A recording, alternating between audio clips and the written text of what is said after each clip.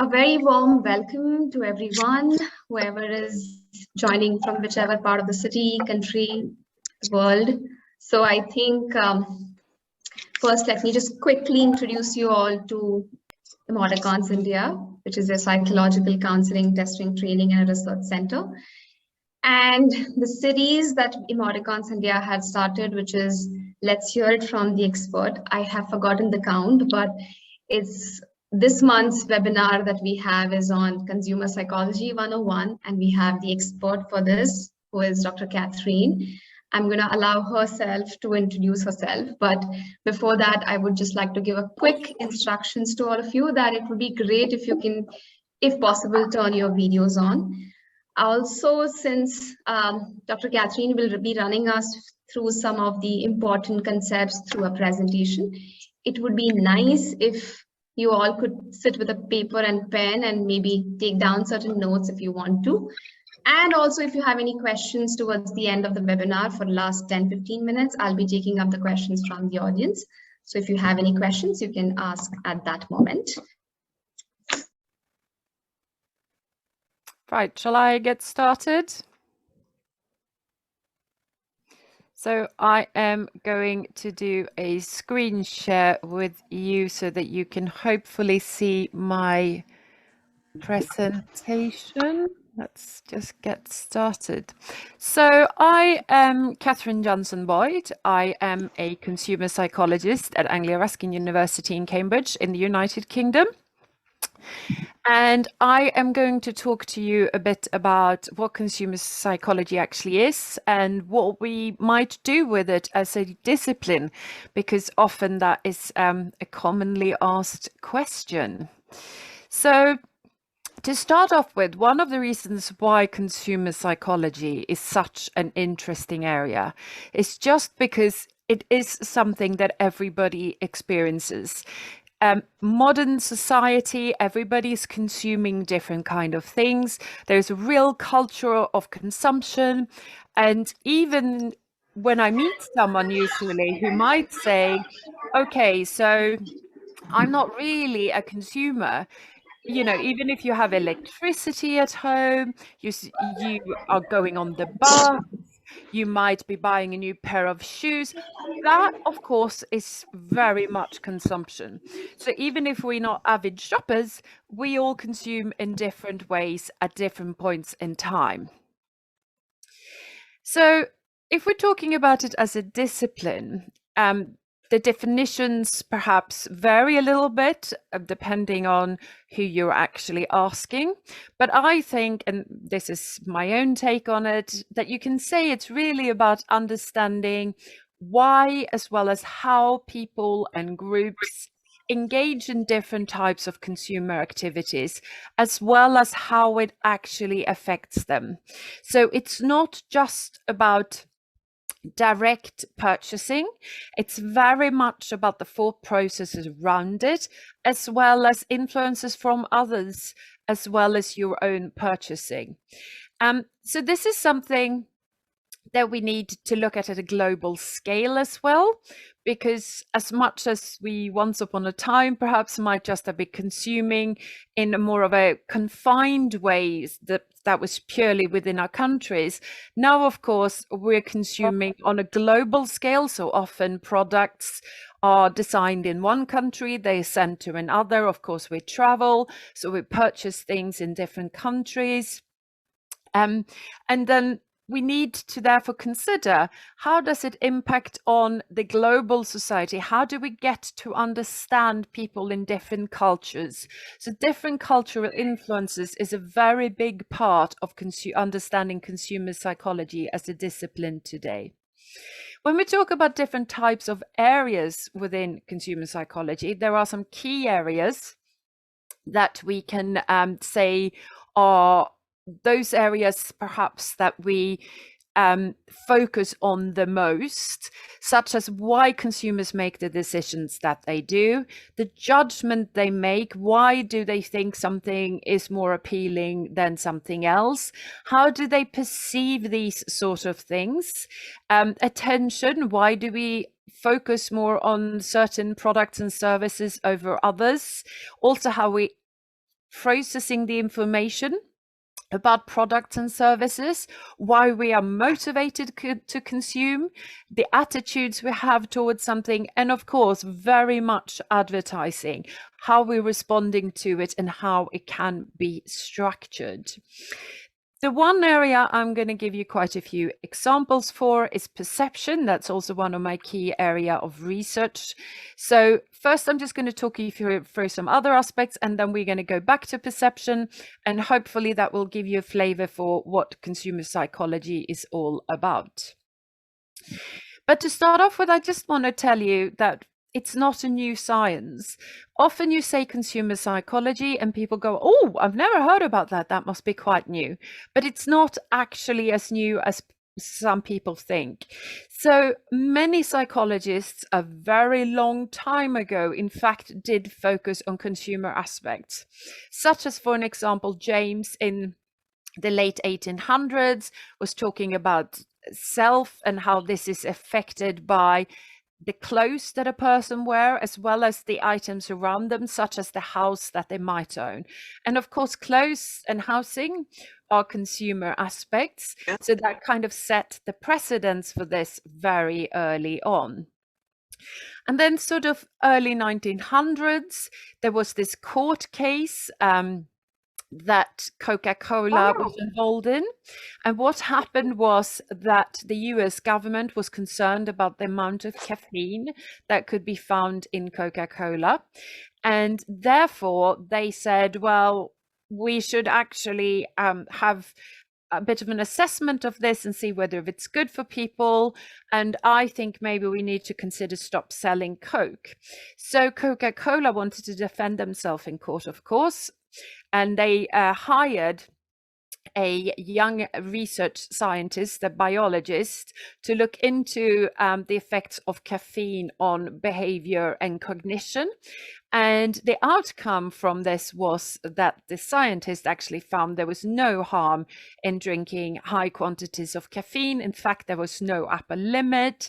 And therefore, when it went to trial with that kind of evidence, Coca-Cola won and could continue to sell their products within the United States.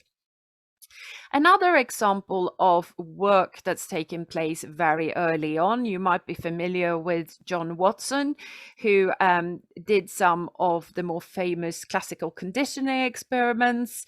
There is a little Albert study that he did together with Rayner in the early 1900s. And at some point, he decided to leave academia. And when he did, because he had worked with this idea of classical conditioning, and he said, by using classical conditioning, I can effectively change anybody, make them into anything I want. The advertising industry was very interested in hiring him to try to get people to respond differently to advertising stimuli. So he joined what was then America's biggest advertising agency called Walter J. Thompson, and implemented classical conditioning into advertising today, as well as actually introducing the use of very strong emotions to try to persuade consumers to purchase different types of items. So now, when I've sort of set the background for you, I am going to talk specifically about perception within the consumer psychological context.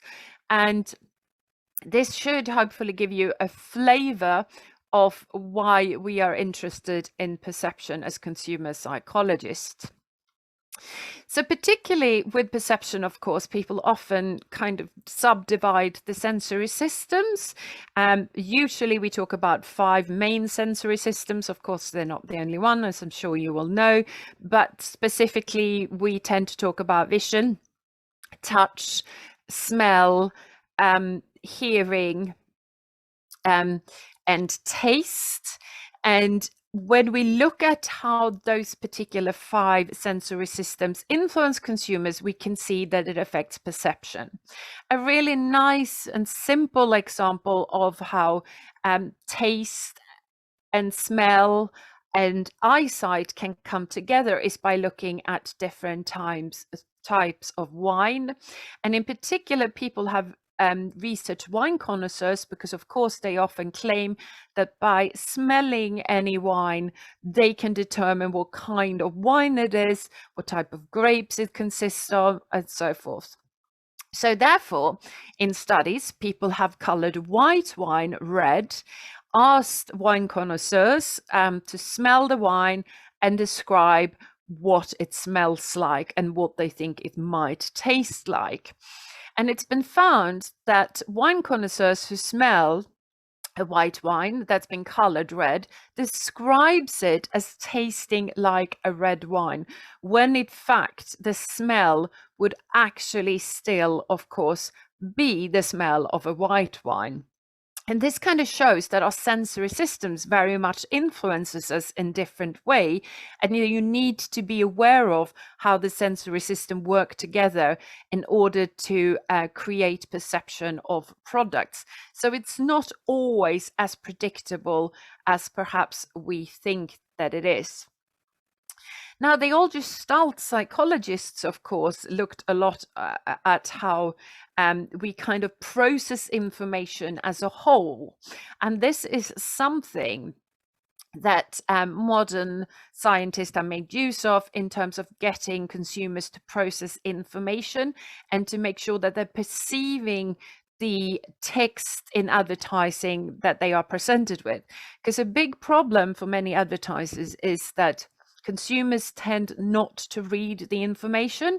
They tend to glance at it and then they forget what it was actually about because they're not processing the information. So one way of getting people to process the information that is on an advertising screen is by using Gestalt principles, whereby we're actually taking away parts of the letters, as you can actually see on the screen. So of course you wouldn't look at this writing and say it says T line, line, line, line, line, line, line, line, line, line. You would say it says the all new Audi A3. And this is referred to as the law of closure. So we know when there's gaps in the reading material, we close that gap automatically because we need to have a holistic perception. And by doing so, it's guaranteed that we're processing the information. We also often look at what happens when you're putting information into different contexts in terms of the sensory information and how we're then perceiving it. So a nice example, which is the picture you can see on the screen for the moment, is when the California Milk Board in America wanted to try to encourage Californians to drink more milk. They had this slogan saying "Got milk?" ? As you can see in the picture. And they thought, right, how can we get the Americans to drink more? And the idea they came up with was that if they put a scented strip that basically smelled like cookies, because Americans as children often had milk in cookies, people would get this nice fragrance when they're standing waiting for the bus, so at the bus stop, and therefore they would see this message, got milk, get a positive association through the olfactory sense, and therefore be more likely to go off and purchase milk and drink more milk. Having said that, this did not work.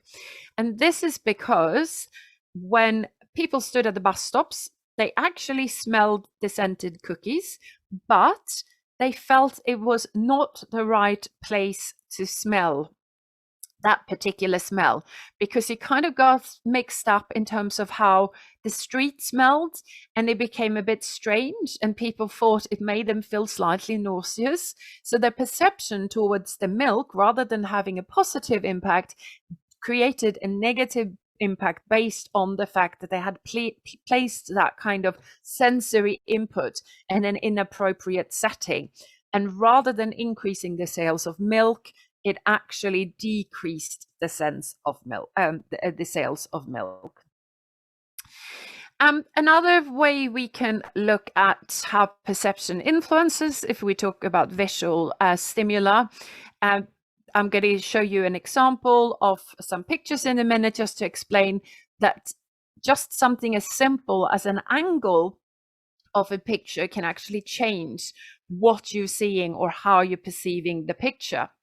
So this is basically a picture that was taken at a big meeting a few years back. As you can probably recognize, Donald Trump, who's no longer in power in America, but he was then the American president. And this particular picture was taken by the German official governmental photographer, and they released this picture online after the meeting had taken place. And they said, look, as you can see here in the middle is Angela Merkel, the Chancellor of Germany. It looks the way she's kind of leaning over Trump, as if she's in charge here, telling him what she thinks and what should be done. From the same meeting, this picture was also released, and this was released by the official American photographer. And here, as you can see, Donald Trump is in the center, and it looks like everybody is around him, kind of listening to what he's got to say. And then we have one more picture, and in this picture, it looks as if Trudeau, who is the key person from the government in Canada, is sort of presiding over this particular meeting. Sorry. And that picture was released by the Canadian Prime Minister's official photographer. So just something as simple as having one picture from the same meeting taken from a different angle means that different people will see the kind of how they will perceive this meeting as being played out in different ways. So the Americans, if they'd seen this picture, probably wouldn't have thought that Trump was in fact in charge of the meeting. But the Americans, of course, saw this picture rather than the one with Angela Merkel in. And because they saw this picture, they thought, hey, our president's doing well. He's taken charge here. Whilst the Canadians would have thought the same seeing this picture. So, like I said, just a different angle can make consumers perceive something very differently indeed. Something else that consumer psychologists may get involved with is trying to figure out how something captures our attention. So you might think about any typical shopping environment with loads of shelves with loads of items on, and we might then do research trying to figure out, are certain colors more prominent? Can we spot some over others? And what tends to happen when there's a cluttered setting, like the example here on the shelf, is that people start looking in the middle, somewhere here.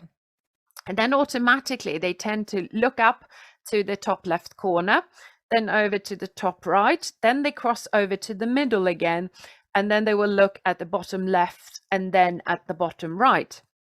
So often in supermarkets, for an example, people put the cheapest items at the bottom of the shelf, which they will make the least profit from, whilst they put the most expensive items on the shelf in the middle, because that's where consumers tend to look first. And also, as they cross over following this visual search pattern, they will look there again, which again means they're more likely to pick something up from there.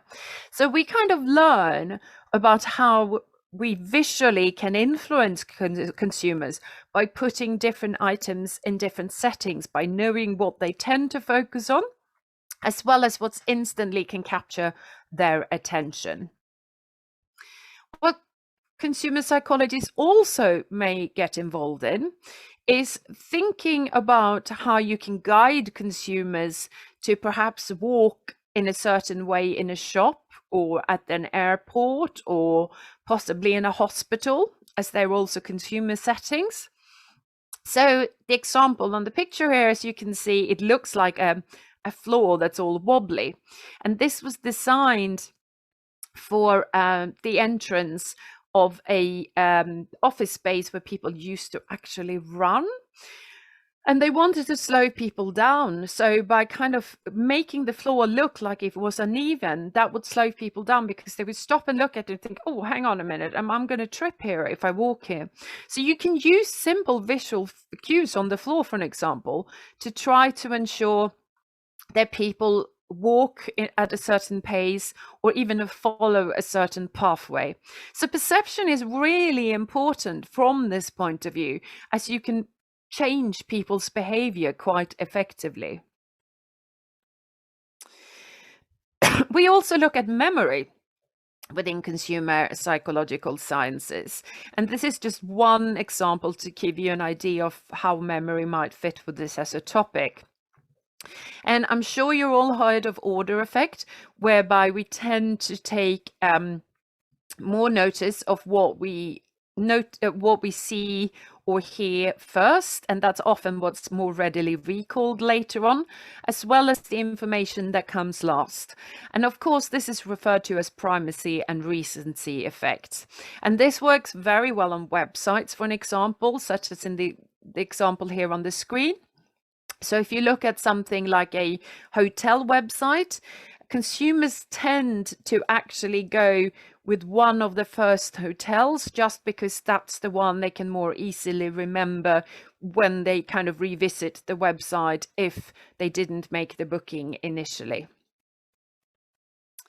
So if you are interested in studying for consumer psychology, you can do that in various places. And one place where you can learn more about it is at Anglia Ruskin, where I work. We have a master's in consumer psychology, and we've been doing this for a number of years. And you can basically just apply online. And it's quite a simple process. And this is a picture of what I think is beautiful Cambridge. But of course, I'm biased because I live here. What you would learn effectively if you came to study with us are 4 different modules, and 2 of those, the one titled Consumer Analysis, which is very much focused on cognition and neuroscience of consumer psychology. And the other one is more about social influences of consumers and how that kind of is influenced by different psychological elements. Then you also learn about science more broadly and how to do it effectively, as well as specifically how you set up research studies and conduct research and analyze the work itself, which is what you learn in quantitative research methods. Additionally, you also do a research project yourself, and these are basically the names or shortenings, acronyms of the modules I just showed you. And once you've done all of those, that's when you do your research project. So you get a perfect opportunity to use everything you learned and put it together or put it to good use in a research project. We work with a lot of companies, some of them perhaps more well-known than others on our course. We often have guest speakers from industry to come in and talk about how consumer psychology is used within their particular organization, so that people can get first-hand experience of how to apply consumer psychology within a business setting. Should you be interested in reading more broadly about these, the 2 books here on the left I have written. The one in the middle is the book that's more generically going through consumer psychology. The one on the left talks more about it from a social perspective. And then I've also co-edited what's known as the International Handbook of Consumer Psychology, which are lots of research-based chapters written by different very well-known researchers within this particular field. So that is me done. I know I'm going to take some questions now, which is absolutely fine. But if you think of anything at a later stage, perhaps that you want to ask, then by all means, feel free to send me an email and ask me. And as you can see, my email is actually on the screen there. So I am going to stop sharing now, and hopefully I will return to the main screen. There we go. Thank you, Catherine. That was a very crispy and precise presentation. And I think the questions that I was hoping to ask you, most of them you have already covered through your presentation. So there are a few questions still that I'm sure I would like to have more in detail understanding from your end on the same. So I may repeat them, and I would like you to maybe give more examples, because the way you were explaining few things through an example, I think that makes it more clear rather than just the theoretical understanding of it. So first of all, thank you for that presentation. So I do get it. Like when we talk about consumer psychology, we mainly are overall, what I get it is we understand the process, the way people, the process behind the way people buy things, the way people use things, or for that matter, even the way people plan to sell the things, whereas different companies and the organization must be making use of that strategy. So would you like to let us know a little in detail about how and why it becomes so important for the companies to consider this aspect, which is consumer psychology, to understand the consumer behavior, and obviously what could be the different strategies that you may suggest or you are acquainted with through your research that companies are widely using? Well, one of the reasons why it's useful for companies to make use of this understanding, of course, is because it's a very competitive marketplace. Once upon a time, 1950s, there might have been one person manufacturing one kind of product. Now we're talking hundreds, thousands, maybe even millions of different companies manufacturing a similar product.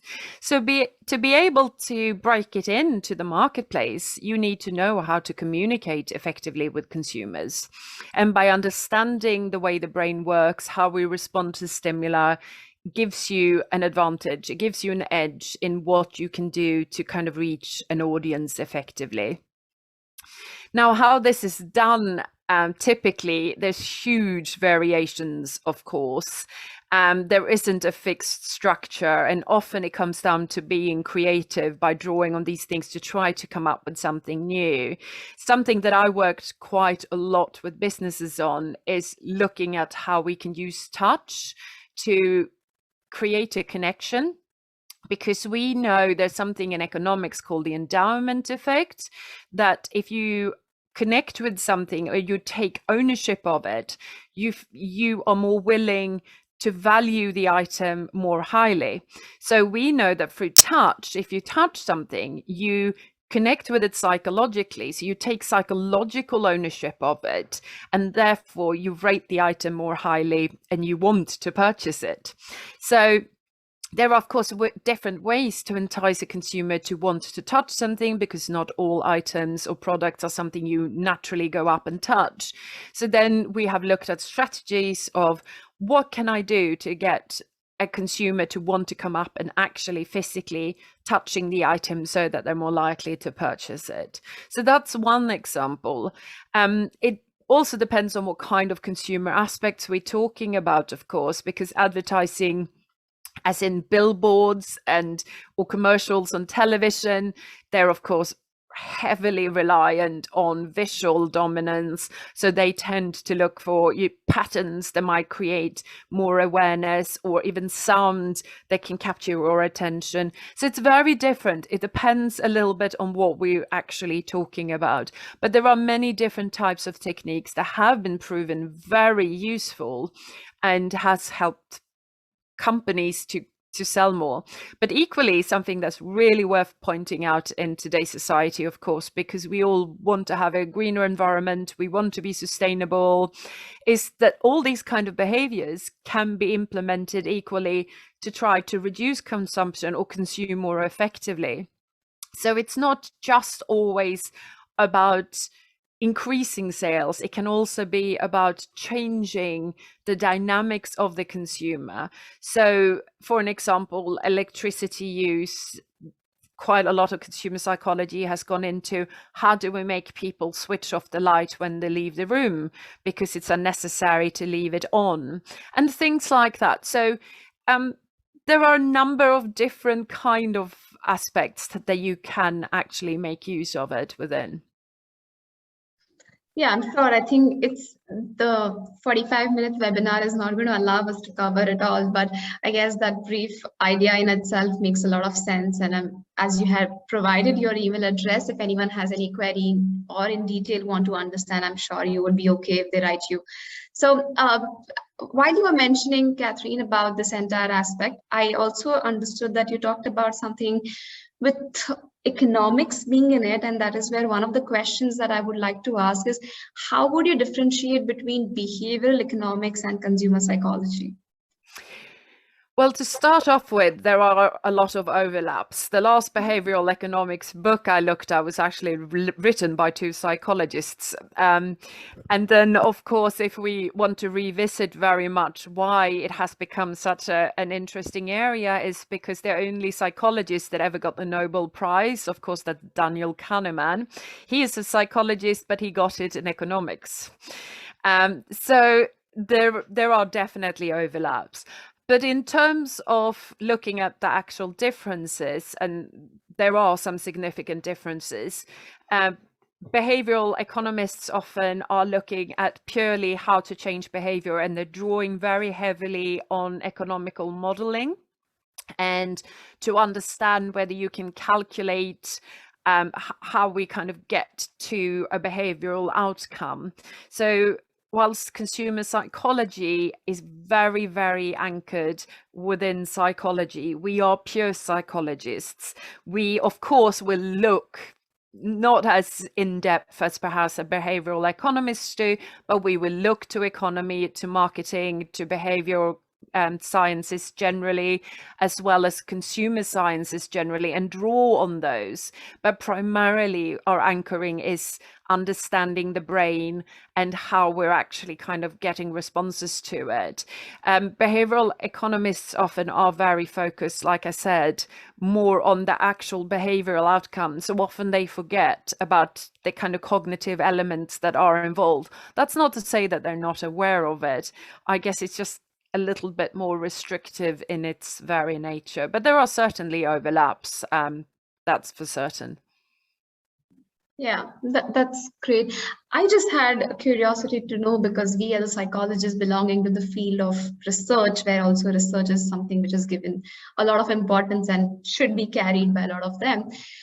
So would you say that if we really have a comparative study done, then the companies who really try to work closely, considering the consumer psychologist on their board, would have a better impact on the way, as you said, it's not just about selling, but it's also about changing the mindset and changing some kind of aspects that anybody would like to promote. For example, what you mentioned in the presentation about consumption of milk, or right now through your example about the electricity consumption. So do you think any of such researches are there where there is a comparative study, like effectiveness of it increases with the psychologist or consumer psychologist being on board?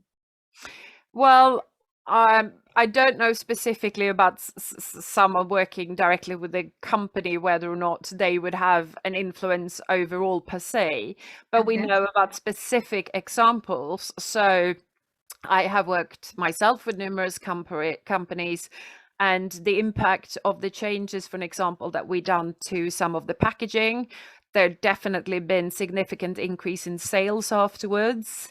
So that in itself is indicative. I know there are companies that do hire consumer psychologists, but that's why I said I don't know if they ever calculate the impact they have within the company. I have no idea. But specific elements where myself and I have other colleagues and so forth that's worked with things, we have clear evidence that yes, indeed, it does work.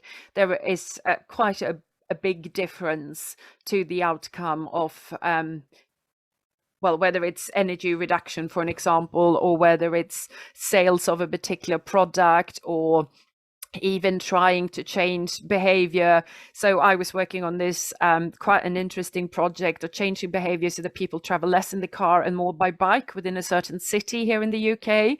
And we managed to change that. And we had a huge uptake of bike riders during the year where we implemented our strategies. So yes, there's definitely positive outcome. Of course, as we know, working with humans, it's not always straightforward. It can be quite messy. But on the whole, using the kind of underpinnings and the understanding that we get for consumer psychology definitely gives companies an edge to change behavior. There is no doubt about that. That's great. That's great. Does it also have to do, or does even ergonomics come in a picture for the knowledge? When consumer psychologists are working with the organizations, like, does engineering psychology also play any close role with it? It can do. I mean, something that seems to be increasingly common with larger companies in particular, it's that they often have multidisciplinary teams coming in to work on things. So, for an example, I mean, I can't disclose exactly what I do because these things are confidential, but I worked with a well-known, very large company on trying to change a product so that people would want to purchase it. And we had designers there, we had engineers there, we had medics there, we had PR people there, and we were all working together as a team. So multidisciplinary teams are not uncommon. But it depends on the company, and it also depends on, I guess, how much money they're putting into it and what audience they're reaching. And usually the larger the project, in the sense that perhaps there will be a product that's going to sell across the globe, the more likely they are to have a team of people working on it, because we're talking about such phenomenal amounts of money that they want to make sure that every single aspect is working simultaneously. Right. Okay. So how would you say, like, of course, through your examples and talk, we have understood like how and where the person can work. But let's say tomorrow, the people who are watching this, or tomorrow people who would like to have their career done in consumer psychology, where all can they see the scope of it? Like how wide that would be? How wide that would be? Again, it depends a bit on where you are. So if you are based in the UK, there are quite a lot of positions that come up. Often they refer to them by other names. So they might not say we want a consumer psychologist, but they might say we want a consumer insights person who understands psychology and consumer behavior. Of course, that's a consumer psychologist effectively. There are lots of different types of companies in the UK that makes use of people like myself. So that's quite a lot. If you go to the States, it's far more common. They will advertise for consumer psychologists. So it really depends on where you go. But if you are working in a country perhaps where they don't recognize the term consumer psychologist, because not all countries do, I would say it's for someone who's done a degree in it, they should look at the position, go to that company and said, right, you are looking for someone who can increase sales. I can do that by using what I have learned, and then explain it to them. I actually know it's quite sweet. I had a student a couple of years ago who went to an Asian country, and he sort of said, I'm not sure it's going to work over there, but I love the subject. And emailed me a bit later and said, well, I've done really well and I've been promoted twice. And this is because I keep using the ideas of what you taught us. And it's relatively new over here, but it's very exciting. So, we have really nice stories like that. And I think any company that realizes that they need to compete now, and you do, needs to understand how humans function. I mean, there is just no way around that.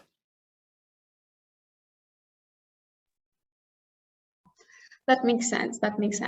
So I'm still not sure. I don't think so. In India, we have a specialization called consumer psychology, but still that doesn't mean in India also we cannot have the applications of it done. So I really would like everyone, whoever is attending and is aspiring to be a consumer psychologist, please go back, study abroad, and come back and try to have its application done in our country as well. Okay, so that makes me quite curious to ask you. I'm reaching towards the end of some of the set of questions that I wanted to ask you. Is of course, we are all during this time of COVID have gotten affected, and so is the consumer behavior, which has gotten affected during the COVID times. And the mentality of even the way people would like to sell their products or sell their services.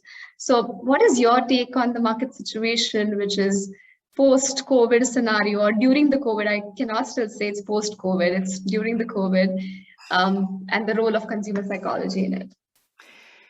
I think it has a very large role to play. I'm currently working with several retailers. What we've seen across the globe, of course, is that many shops have disappeared because we haven't been able to go shopping. So now I'm working with a lot of retailers to try to attract people to come back to their shops. So we definitely have a very important role to play, I would say, in that particular structure. But equally, to kind of help people understand how to shop effectively online, because a lot of people have taken to online shopping and a lot of people found it confusing, and a lot of people who have put their products and services online has found it confusing because they didn't have such a big presence there before. So I've also worked with companies to try to kind of help them improve their website during the pandemic. So I would say we played a role, definitely, and we will continue to play a role. I have no doubt about that.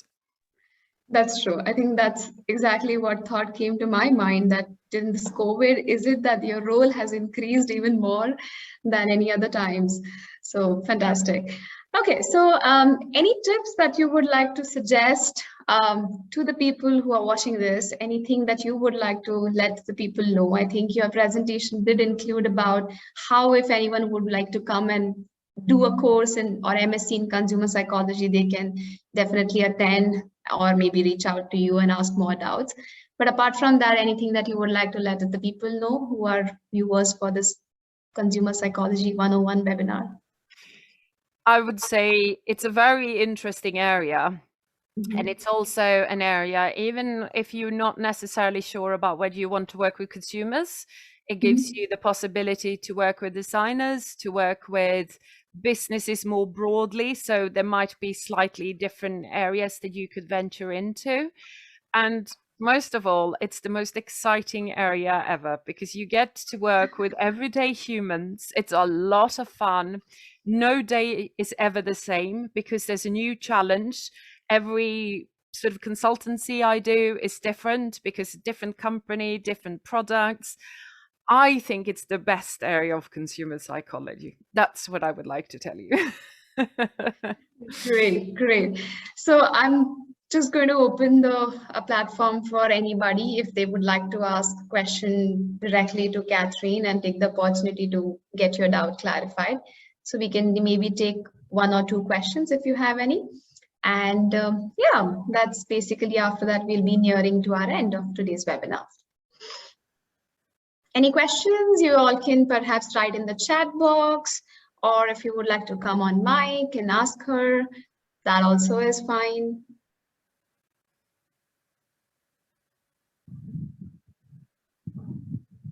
Hello.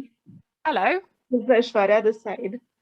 Actually, I heard you throughout the session, but I still have a doubt. Like, I'm not really convinced with how is it different from marketing and consumers. So, like, through what you said, I sensed it more with the marketing strategies, and it just named under psychology as a branch. So could you just enlighten me on that, the marketing and the consumer psychology? Because I see a lot of people coming through, and apart from just the consumer behavior, it also comes into a lot of business aspects. So I wanted to know more on that side of the line. So consumer behaviorist, of course, is a real sort of amalgamation of marketing, pure marketing, and a bit of psychology and a bit of the behavioral science, as the name is actually suggesting. They emphasize cognition much less than we do. I would personally say with understanding human behavior, we really need to understand how we're thinking. And also something that's huge in consumer psychology and has been in psychology, I think, more broadly as well, is of course the role of emotion. What happens, when we feel something? Is it directly influencing our behaviors? Is it influencing our cognition?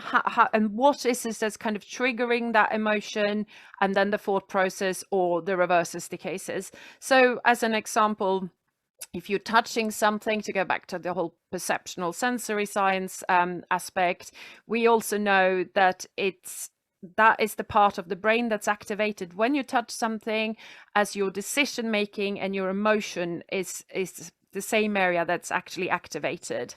So that means, of course, that the three come together quite nicely and one affects the other.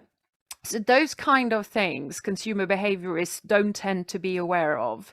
So I would say, whilst they definitely have a role to play, I'm sure they're doing a great job, they're never going to have that kind of in-depth cognitive understanding of consumers that I would say is instrumental to understanding humans more broadly. In fact, you can't, it's a bit like saying, if you don't understand how people think, you can't really be a counselor. That it's a similar sort of thing. So you need to understand that.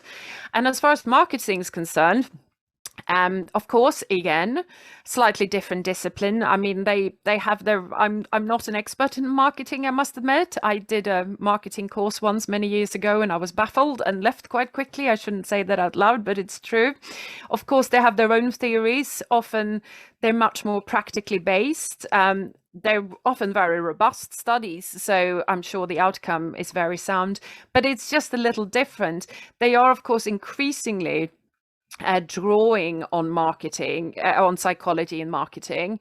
And I think eventually, we're not anywhere near that stage yet, but I think eventually marketing will probably kind of almost turn into consumer psychology or vice versa, because I can't see how they can keep the two separated forever. But we're not there, and they do have their own kind of ideas about price and positioning, and they talk about the 4 Ps and whatever else it is. So it is a little different. And I guess, again, similarly to consumer behaviorists, they often do less sort of insight, in-depth insight into cognition and understanding us as humans. So whilst they have an understanding, I would say they've only scratched the surface, if that makes sense. Thank you. Thank you. Thank you. Anyone else who would like to ask a question? Hi. Hi, Catherine. Hello. It was a great session, very interesting. I just had one question. I just wanted to know your perspective on that. So on digital platforms, what happens is when we visit a site, they get our cookies and they use it to market our stuff as a recall, brand recall. So, but at times you get to see those ads so much that it gets very irritating. So, how do you think brands or companies can tackle that? Sorry, I didn't hear the last part. After the irritating bit, then I didn't hear the rest. Sorry. So yeah, okay. So my question is, how do you think brands can actually tackle that? Because as a consumer, I wouldn't want to go to websites that is capturing my cookies and sending me a whole lot of ads everywhere I go. So how do you think companies can tackle that? Well, I don't think they will tackle that because it's actually a very successful strategy. Yeah. I am totally with you. I find it utterly irritating. But what needs to be pointed out, that most people who go online are not as aware of it perhaps as you are. So when people are conscious of it and they become annoyed, they won't visit it, but a lot of people aren't, and a lot of people find it helpful. So you might have looked at I don't know, a pair of trousers on some website, and then you look at another website and up those trousers are popping again, and you're thinking, hang on a minute. But that actually primes people to remind them that you looked at this more closely. So maybe you want to revisit. And remarkably, a huge amount of people do revisit because they find it helpful. So in terms of percentages of finding it annoying, there's more people who will actually revisit those. Now, if I was a marketeer on a digital platform, which admittedly I am not, I would actually myself stay away from that and do more directly targeted advertising to people, because I think it is too generic. But increasingly, it seems that we kind of reconditioning people into thinking that online platforms can have lots and lots and lots and lots and lots of different types of advertising thrown at us. That's what we used to kind of be accepting of in terms of magazines and television. And of course, that's moving away from that. And they're now focusing on the online world increasingly. But that also means we are rethinking what's acceptable and what's not. And increasingly, people are becoming used to it. So there is an element of success. Of course, it also depends on what you're advertising. If you can afford to annoy half the world because the other half is going to buy it, that's still a phenomenal success rate in terms of income. So it depends on how you want to view it. Yeah, makes sense. Thank you. Thank you. That was quite good to hear your views, because yeah, we do face those cookies and advertisements, and yeah, that question was quite nice, and to hear your views on it.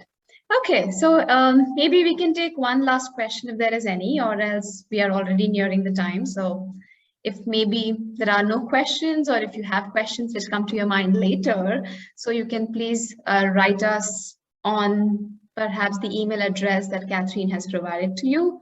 Or you could also write to us on our email address, which is info@emoticonsindia.com, and we will pass your questions to Cathrine and she will get back to us. Great. So I'm assuming that everyone had a good learning experience and that it was quite enlightening, though I'm sure we all would have loved to hear from her more, because it's interesting to know more and more about how the world operates, how the consumer thinks, and how the buyers and the sellers sell the products. So thank you, Cathrine, for coming on board and having this webinar done with us. I hope that in the future we may hear from you for a long time rather than just an hour. So thank you so much once again. And thank you for being, thank you.